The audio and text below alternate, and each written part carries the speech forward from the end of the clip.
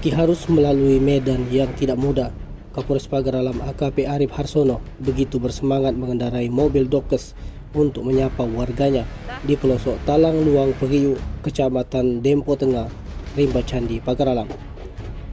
Perjalanan menyusuri medan yang menantang ini pun tak menyurutkan niatnya untuk menyapa warga yang berada di pelosok dengan mengendarai kendaraan dinas.